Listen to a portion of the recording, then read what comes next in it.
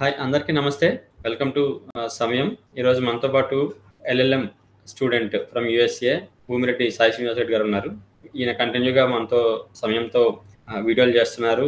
యూఎస్లో ఉంటున్న మన తెలుగు స్టూడెంట్స్ కానివ్వండి, ఇక్కడ నుంచి యూఎస్ వెళ్దాం అనుకుంటున్న తెలుగు స్టూడెంట్స్కి కానీ ఆయన సలహాలు సూచనలు ఇస్తున్నారు. చాలా బాగా ఉపయోగపడుతున్నాయి. నమస్కారం sir. Thank you sir. Sir ఇప్పుడు న్యూ జెర్సీలోని నెవార్క్ ఎయిర్పోర్ట్లో మన ఇండియన్ కుర్రాన్ని అక్కడ పోలీసులు చేతులు వెనక్కి విరిచి హ్యాండ్ కఫ్స్ చేశారు. అక్కడ ఎయిర్పోర్ట్లో చూసిన మన ఎన్ఆర్ఐలు కొంతమంది చాలా ఫీల్ అయ్యారు. ఆ అబ్బాయి ఏడుస్తుంటే హార్ట్ బ్రేకింగ్గా ఉంది అని చెప్పేసి ఆ వీడియో బాగా వైరల్ అయింది. ఇండియాలో ఉన్న చాలా మంది తిట్టుకున్నారు అక్కడ. ట్రంప్ గవర్నమెంట్ని కానివ్వండి, పోలీసులు కానివ్వండి, ఇంత దారుణంగా చేస్తారా అని. అయితే అసలు ఇంతకీ ఏంటి సార్ అసలు ఎందుకని ఆ అబ్బాయిని అంత ఇదిగా ఎయిర్పోర్ట్లో కింద పడుకోబెట్టి వెనక్కి విరిచి హ్యాండ్ కఫ్స్ వేసి రిపోర్ట్ చేశారు? అంత ఇదిగా చేయడానికి కారణం ఏంటి అసలు? అవును సార్. సో అంటే నాకు కూడా చాలా ఆ వీడియో చూసినప్పుడు నాకు చాలా భయం వేసింది. ఫస్ట్ ఆఫ్ ఆల్ అంటే అందరిలో ఉన్న ఫీలింగే నాకు కూడా ఇంత హీనంగా కూడా జరుగుతుందా మనకు కూడా. అంటే మనం కూడా ఒక స్టూడెంట్ లాగానే వచ్చాం కదా, మనం కూడా F1 మీదనే ఉన్నాము. సో మనకి ఇట్లాంటి సిచ్యువేషన్ జరిగితే మన పరిస్థితి ఏంటి అనేది కూడా చాలా మంది స్టూడెంట్స్ కానీ ఈవెన్ నేను కూడా ఇంక్లూడింగ్ నేను కూడా చాలా మంది నాకు కాల్ చేసి ఇలా జరిగితే నేనేం చేయాలి అన్న వాళ్ళకు కూడా నేను ఆన్సర్ చేయలేకపోయాను. ఎందుకంటే నాకు ఇలాంటి సిచ్యువేషన్ జరిగితే నా పరిస్థితి ఏంటి అనేది ఒక భయందలను. సో నాలాంటి స్టూడెంట్స్ కానీ ముఖ్యంగా లా స్టూడెంట్స్ కానీ చాలా భయపడ్డారు సార్. సో నేను కూడా చాలా మంది నా ఫ్రెండ్స్ ఇండియన్ ఫ్రెండ్స్ తో మాట్లాడితే వాళ్ళు కూడా లా చేస్తున్నారు ఇక్కడ. సో వాళ్ళు కూడా అవును ఇలాంటి సిచ్యువేషన్ మనకు వస్తే మన పరిస్థితి ఏంటి అనేది ఆ ఊహాగానాల్లోకి వెళ్తేనే కొంచెం భయోందలంగా ఉంది సార్ మా కూడా పరిస్థితి. సో ఈ విషయానికి వస్తే ఐ థింక్ లైక్ సో అతను హర్యానా మాట్లాడుతున్నాడని అతను కునాల్ జైన్ అనే అతను ఆ వీడియో తీసిన అతను చెప్పడం జరిగింది. అంటే అక్కడ నాకు తెలిసినంత వరకు ఇన్ఫర్మేషన్ ఏంటంటే తను ఐదర్ ఇండియాకి వెళ్తుండొచ్చు సార్. వెళ్తుంటే తిన ఏమన్నా అన్డాక్యుమెంటెడ్ గా తిన యుఎస్ఏకి రావడము, లేకపోతే ఇతని మీద ఏమన్నా so maybe criminal kind of charges ఉంటే దీని మీద ఏదైనా వారెంట్ ఉండడం వల్ల ఈ 2-3 సందర్భాల్లో మాత్రమే అతన్ని ఇంత ఎక్సెసివ్ ఫోర్స్ వాడి అరెస్ట్ చేస్తారు సార్ ఎవరైనా కానీ. So and one more thing అక్కడ నాకు అర్థమైంది ఏంటంటే తను ఏమన్నా రెసిస్టెంట్ చేసుకుంటున్నాడు అనిపిస్తుంది. అంటే నన్ను అరెస్ట్ చేయకండి, అతను హిందీలో మాట్లాడడము, లేకపోతే తను గట్టిగా మాట్లాడడము, లేకపోతే ఇట్లా విదిలించుకోవడం ఇట్లాంటి చేయడం వల్లనే తనని అంత హీనంగా అరెస్ట్ చేసి కాళ్ళ మీద తొక్కి పెట్టుకుంటున్నారు సార్. ఇది కరెక్టా కాదా అనేది సో మన కోణంలో అయితే తప్పకుండా ఇది అయితే కరెక్ట్ కాదు సార్. అంటే ఎందుకంటే మనం ఇన్ని లక్షలు ఖర్చు పెట్టి మనం అమెరికాకు వచ్చేసి ఇంత ఇన్హ్యూమన్ గా ట్రీట్మెంట్ చేసేసి మన పరిస్థితి ఏంటి, దీనివల్ల నెక్స్ట్ వచ్చే F1 స్టూడెంట్స్ కూడా వస్తారో రారో అనేది కూడా ఒకసారి ఆలోచించుకోవాలి. అండ్ మనం చూసుకుంటాం already 23% of the F1 students తగ్గిపోవడం జరిగింది సార్ యుఎస్ కి రాకోకుండా. సో ఇదే కంటిన్యూ అయితే మన పరిస్థితి ఏంటి అనేది కూడా ఒకసారి ఆలోచించుకోవాలి. సో యుఎస్ ఎకనామీకి మనం ఆల్మోస్ట్ $44 బిలియన్ కాంట్రిబ్యూట్ చేస్తున్నాం ఫీజు రూపంలో. So which is equals to lakhs of crores sir అది. సో అదే మనం రాకపోతే ఈ ఎకనామీ ఎలా స్తంభిస్తుంది, ఎలా రియాక్ట్ అవుతుంది అని కూడా ఒకసారి మనం గమనించుకోవాలి. సరే సార్, వివరాలు బాగున్నాయి. మీరు అంటే మీకు తెలిసిన వివరాలు చెప్పారు. కాకపోతే ఖచ్చితంగా ఏం తప్పు చేశాడు అనేది ఇప్పటిదాకా ఏం తెలియలేదు కదా సార్ అబ్బాయి? అవును సార్, అదైతే నాకు కూడా చాలా సస్పిషియస్ గా ఉంది సార్. అంటే ఆల్మోస్ట్ 3 రోజులు జరిగింది ఆ ఇన్సిడెంట్ జరిగి, అయినా కానీ మనకి ఎవరికే కానీ ఈ వివరాలు తెలియదంటే సో అక్కడ ఏం జరుగుతుంది అనేది మీరు సో ట్రాన్స్పరెన్సీ అనేది లేదనేది నాకైతే కొంచెం భయాందోళనగా ఉంది. ఎంబసీ వాళ్ళేమో క్లియర్ గా చెప్పారు, అంటే so American embassy in the new Delhi, మేము ఎవరే కానీ ఇల్లీగల్ గా వస్తే మేము అసలు లెక్క చేయము, వాళ్ళని తప్పకుండా డిపోర్ట్ చేస్తాము అని చెప్తున్నారు. సో కానీ ఎందుకు అరెస్ట్ చేశారు, లైక్ అతను ఏం తప్పు చేశాడు సరే. సో మన వాళ్ళు అతను ఇల్లీగల్ గా వచ్చినదని అట్లీస్ట్ చెప్పాలి కదా సార్. సో ఏమైంది, ఇతను ఇల్లీగల్ గా వచ్చాడు అందుకే మేము ఇట్లా ఇంత ఇన్హ్యూమన్ గా చేసాం, లేకపోతే ఎంత ఇల్లీగల్ గా వచ్చినా గానీ ఇట్లా ఫోర్స్ వాడి ఒక పబ్లిక్ ప్లేస్ లో ఇలా చేయడం అనేది నాకు కూడా చాలా భయోందలంగానే క్రియేట్ చేస్తుంది సార్. అండ్ ఈవెన్ మన ఎంబసీ కూడా, ఇండియన్ ఎంబసీ కూడా సో దాని గురించి ప్రయత్నిస్తుంది, కానీ వాళ్ళకు కూడా ఇన్ఫర్మేషన్ దొరకనట్టుంది సార్ మొత్తానికి. మరి సార్ ఇలాంటి పరిస్థితుల్లో అంటే ఒకవేళ ఆల్రెడీ అక్కడ మన స్టూడెంట్స్ చాలా మంది ఉన్నారు, వాళ్ళు ఈ మధ్యలో ఇండియా రావాలనుకోవచ్చు. మరి అలాంటి వాళ్ళు తీసుకోవాల్సిన జాగ్రత్తలు ఏంటి ఎయిర్పోర్ట్ని దాటేటప్పుడు? సార్ యూజువల్ గా అంటే వీళ్ళు ఎందుకు ఇంత ఎక్సెసివ్ ఫోర్స్ వాడి ఎందుకు ఇలా అరెస్ట్ చేస్తారు అంటే, మీరు ఇది ఒకటే కాదు సార్, మీకు చాలా ఇన్సిడెన్సెస్ లో ఇలానే ఎక్సెసివ్ ఫోర్స్ వాడేసి కొంతమంది చనిపోయారు కూడా. సో మీరు last time so Washington somewhere around మీకు జార్జ్ ఆ ఇష్యూ ఐడియా ఉంటుంది. అట్లనే 1992లో కూడా ఇట్లాంటిది ఒకటి లాస్ ఏంజల్స్ లో కూడా జరగడం జరిగింది. అంటే ఒక వ్యక్తిని ఎక్సెసివ్ ఫోర్స్ వాడి అతను చనిపోవడం జరిగింది. ఎందుకు వాడతారు అనేది కూడా ఒకసారి మనం అర్థం చేసుకోవాలి. సో యూజువల్ గా ఇక్కడ రైట్ టు బేర్ ఆర్మ్స్ అనేది అంటే వీళ్ళకు అదేమంటారు గన్నులు కానీ సో నార్మల్ పెద్ద పెద్ద వెపన్స్ పెట్టుకోవడం కానీ వీళ్ళ జన్మ హక్కుగా ఫీల్ అయిపోతారు. సో అది ఆల్రెడీ బిల్ ఆఫ్ రైట్స్ కూడా క్లియర్ గా రాసింది. So right to bear arms అని. సో యూజువల్ గా అందరూ ఎక్కడైనా కానీ మీరు నార్మల్ గా సో యూట్యూబ్ లో వీడియోస్ చూసినప్పుడు కూడా ఈవెన్ ట్రాఫిక్ వైలేషన్స్ కి కూడా మీరు చేతులు పైన పెట్టండి, చేతులు వెనక్కి పెట్టండి ఎందుకంటారు? ఎందుకంటే everyone has a weapon here. So వాళ్ళు కొంచెం భయపడతారు. ఓకేలా ఆ వెపన్ ని తీసుకుని వీళ్ళు ఏమైనా ఇంటాక్సికేషన్ లో మమ్మల్ని కాల్ చేస్తారేమో, మమ్మల్ని చంపేస్తారు, మమ్మల్ని అటాక్ చేస్తారు, ఆ భయంతో వీళ్ళు ఇంత ఎక్సెసివ్ ఫోర్స్ వాడతారు. Okay sir. సో అండ్ ఆ సిచ్యువేషన్స్ వచ్చినప్పుడు సార్ ఎవరికైనా కానీ ఈవెన్ నాకైనా కానీ ఒకేలా మనం తప్పు చేయకపోయినా కానీ మనం ఫస్ట్ ఆఫ్ ఆల్ క్వశ్చన్ చేయకూడదు వాళ్ళని. సో మనకి ఏదన్నా కానీ కోర్టులో మాట్లాడుకోవాలి. సో వీళ్ళు కాదు మనల్ని తప్ప ఒప్ప అని నిర్ణయించేది పోలీసులు కాదు, పోలీస్ వ్యవస్థ ఉండే దానికి కాదు. సో వాళ్ళు క్రైమ్ కట్టెల్ చేయడానికి ఆ క్రైమ్ జరుపుకోకుండా ఆపడానికి తప్ప వీళ్ళు నువ్వు తప్పు చేసావా లేదా అని వీళ్ళుగా డిసైడ్ చేయాల్సింది. ఒకేలా వాళ్ళు మీ మీద ఏదన్నా వచ్చినా కానీ సో మీరు సైలెంట్ గా కామ్ గా చేతులు కట్టుకొని అంతే.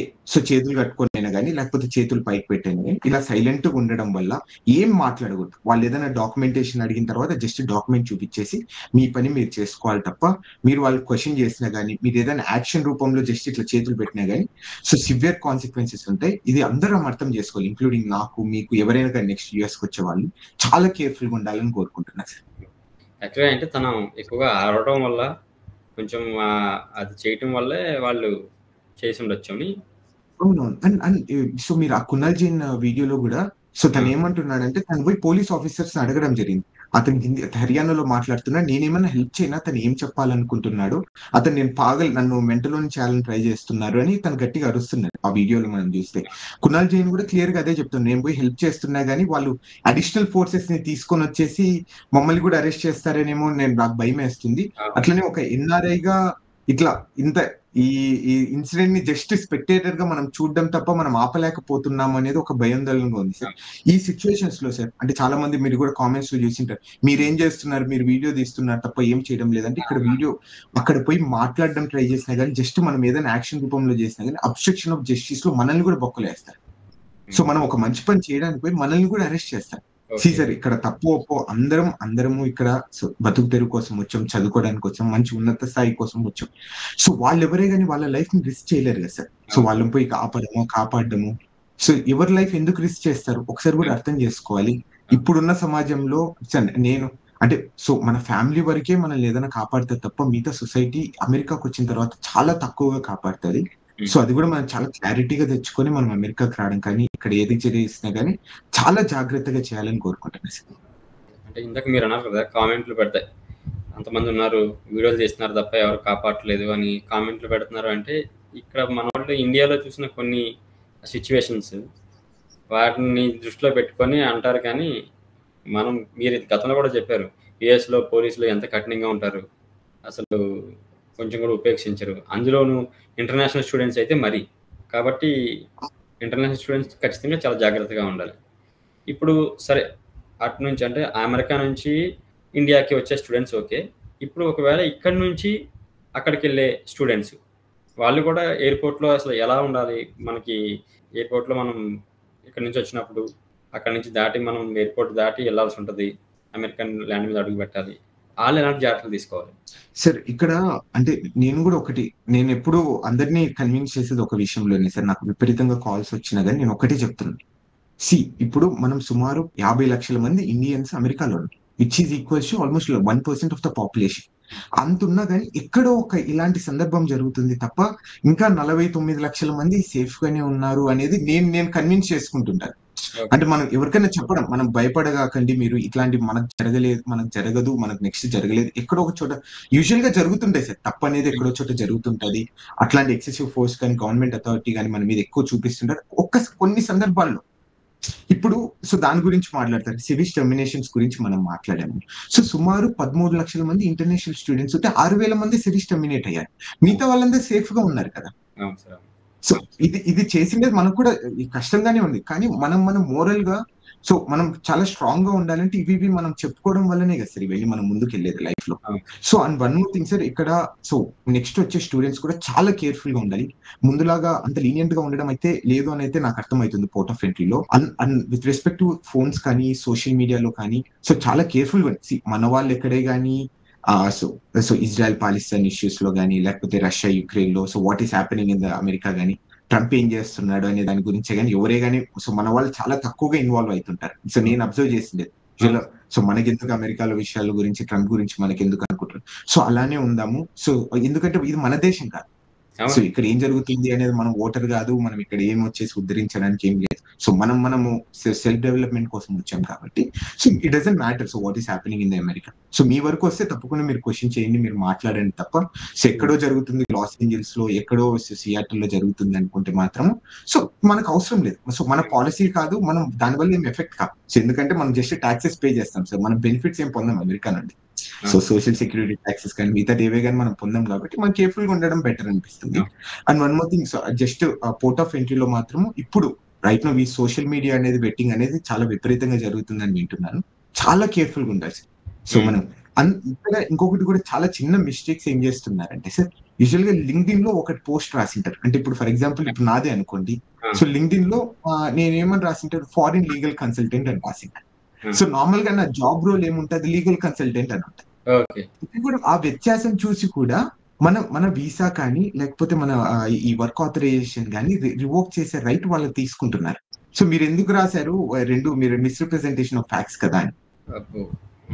సో అది అంటే మనం కేర్ఫుల్ గా ఉండాలి. అది ట్రాన్స్పరెన్సీగా ఉండాలి కదా సార్. అక్కడ నువ్వేం చేస్తున్నావు అది నువ్వు బయట కూడా చూపించుకోవాలి. అందుకు అలాంటి కేర్ఫుల్ గా ఉండాలి. స్టూడెంట్స్ కూడా ఇది కొంచెం తెలుసుకోవాలి.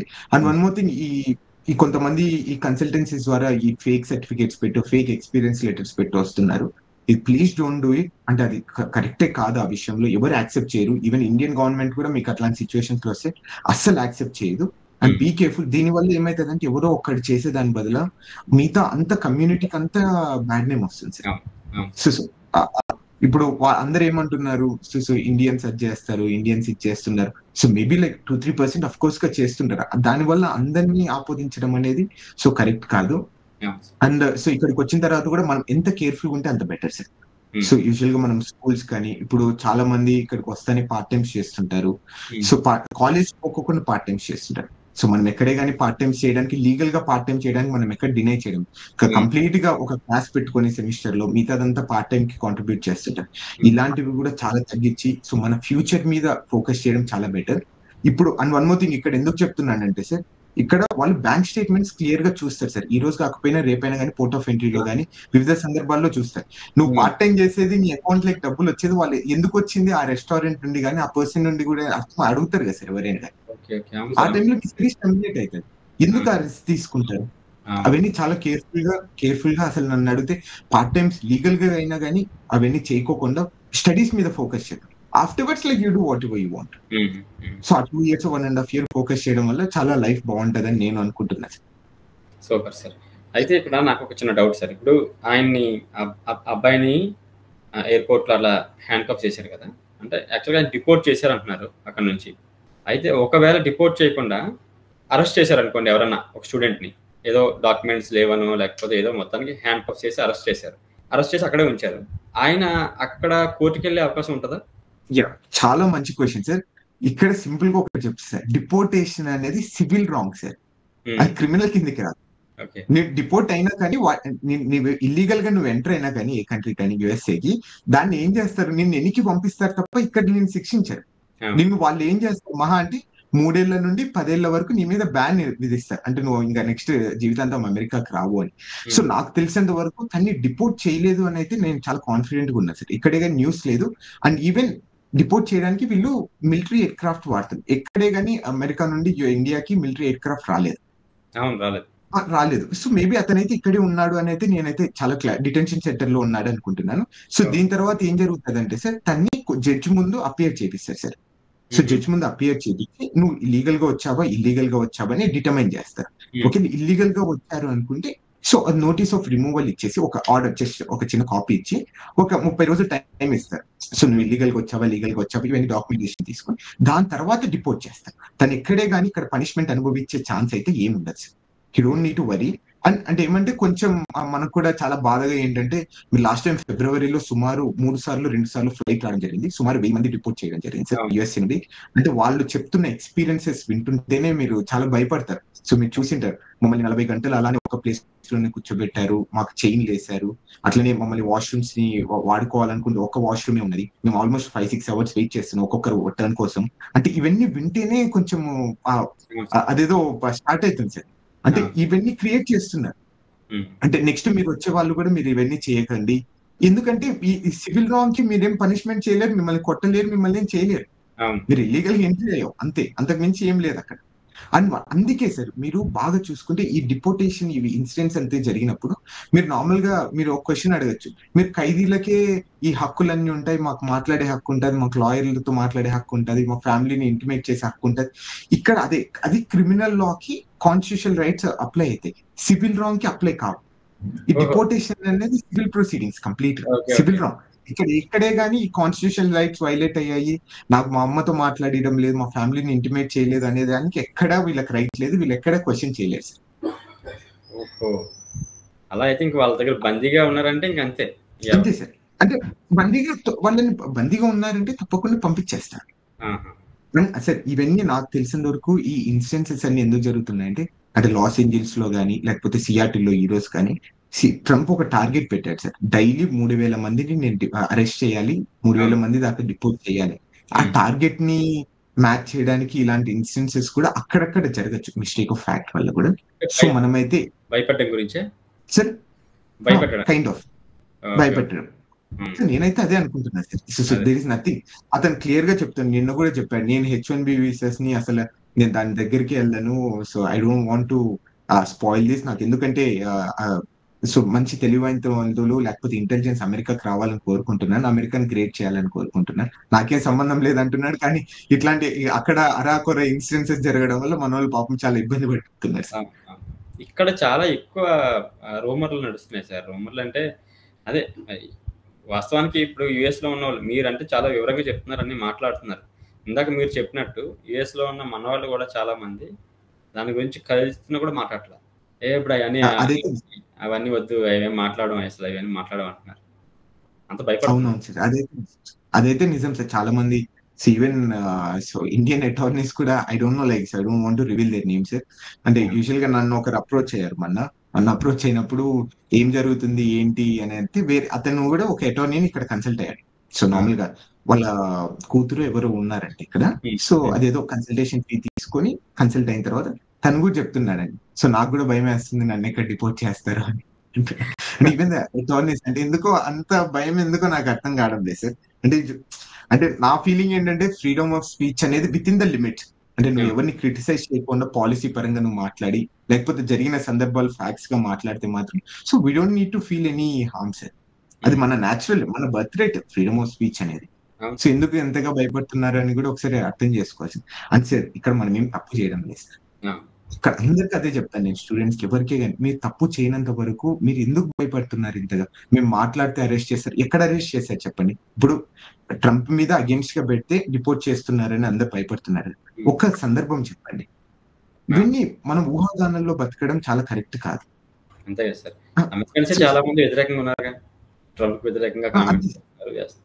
అట్లనే కదా సార్, ఎక్కడ ఈ నార్మల్ గా ట్రంప్ కానీ ఎవరైనా తిప్పినట్టు కానీ, వీళ్ళని డిపోర్ట్ చేశారు, వీళ్ళని అరెస్ట్ చేశారని ఒక సందర్భం చెప్పండి, ఎక్కడ జరగలేదు. సో మనమంతా ఇంకా ఊహాగానాల్లో బతుకుతున్నాం సార్. ఇక్కడ ఇప్పుడు వరకు ఒకటి కూడా జరగలేదు. ఆల్మోస్ట్ లైక్ 6 months అయింది ట్రంప్ అడ్మినిస్ట్రేషన్ పవర్ లేక వచ్చి. ఎక్కడ ఒక సందర్భం చెప్పండి ట్రంప్ అగేన్స్ట్ గా పోస్ట్ పెట్టినంత మాత్రాన తన వీసా రిజెక్ట్ అయింది, లేకపోతే తన జరిగింది. So when you're threat to the national security, లేకపోతే ట్రంప్ అంటే వీళ్ళ గవర్నెన్స్ కి కానీ క్రిటిసైజ్ చేస్తే of course they do have a right.